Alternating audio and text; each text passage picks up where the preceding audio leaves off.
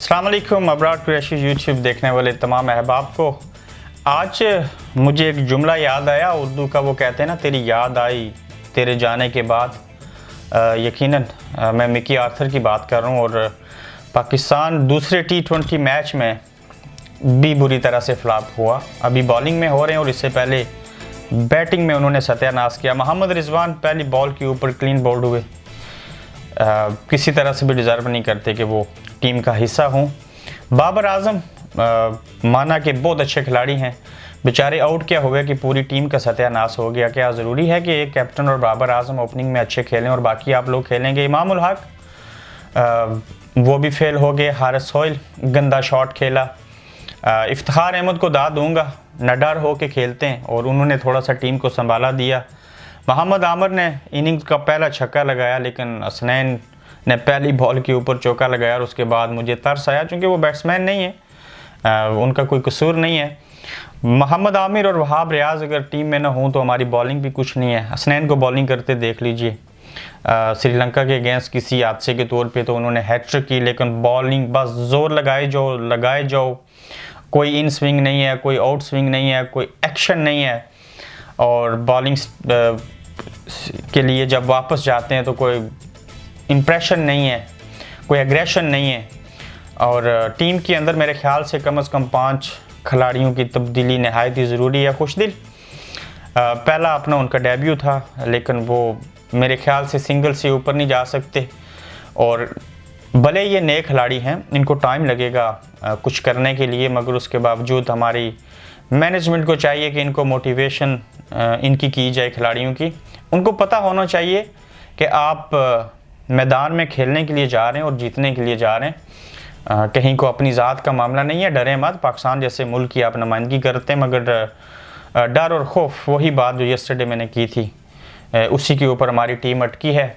काश मोहम्मद हफीज़ और शोएब मलिक में से किसी को आप टीम का हिस्सा बनाते, उन सीनियर्स की को इज़्ज़त देते हुए या उनको मेरिट के ऊपर रखते हुए टीम में जगह दे देते तो थोड़ा सा संभाला दे सकते थे टीम के अंदर। बाबर आजम की बात ठीक थी, उन दोनों में से किसी एक को टीम का हिस्सा होना चाहिए था।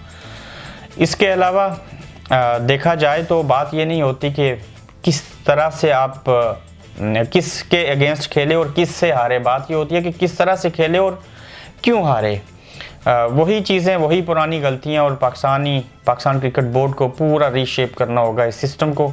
अदरवाइज़ मेरे समेत मेरे ख्याल से पाकिस्तान के बेशतर जो क्रिकेट के फ़ैन हैं, उनका दिल जो है वो अब क्रिकेट देखने को उस तरह से नहीं कर रहा। और मैं बोलते हुए भी महसूस करता हूँ कि किसके ऊपर क्या बात करें, हमारे पास मवाद नहीं है। ऐसा नहीं है कि हम तारीफ़ नहीं करते जो जब ये अच्छा करते हैं, लेकिन ग्राउंड के अंदर किसी मुल्क की नुमाइंदगी करते हुए, क्रिकेट टीम के अंदर खेलते हुए आपके ये हालात और वाक़यात नहीं होने चाहिए। अलग बात है कि हम कोई वकार यूनुस, इमरान-खान, वसीम अकरम, शाहिद अफरीदी, बड़े नाम हैं, यूनुस खान, अब्दुल रज़ाक, अज़हर महमूद, वो नाम पैदा नहीं कर सके, लेकिन उसके बावजूद पाकिस्तान के अंदर आप चौथी PSL हो चुकी, करवाने जा रहे हैं, डोमेस्टिक क्रिकेट हुई। हमें उनमें से क्या मिला? यही खेप मिली जिसको आज हम ग्राउंड में देख के रोना आता है। हमें देखना होगा कि हमारी सिलेक्शन, हमारी तरजीहात दुरुस्त हैं, हमने कितनी बड़ी इन्वेस्टमेंट करते हैं सबके ऊपर। और मिकी आर्थर जब थे तो हम तब भी कहते थे नो नो नो, उसने वर्ल्ड कप हरा दिया, उसको फारग होना चाहिए, हो गया, वो घर चले गए।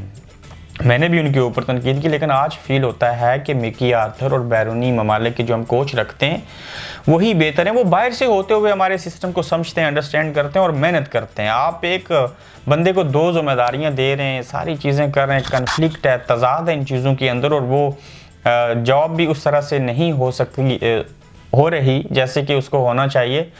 मुझे नहीं लगता मिसबाह उल हक बतौर चीफ सेलेक्टर या बतौर कोच जो है वो इस टीम को रन कर सकते हैं। काफ़ी क्रिकेट खेली, थके हुए हैं, बढ़ापे की नज़र हो चुके हुए हैं। कोच भी हमें एक जानदार चाहिए, जिसकी सोच भी अच्छी हो, जिसका बात करने का अंदाज भी मुख्तलिफ हो और जो तेज़ तरार हो।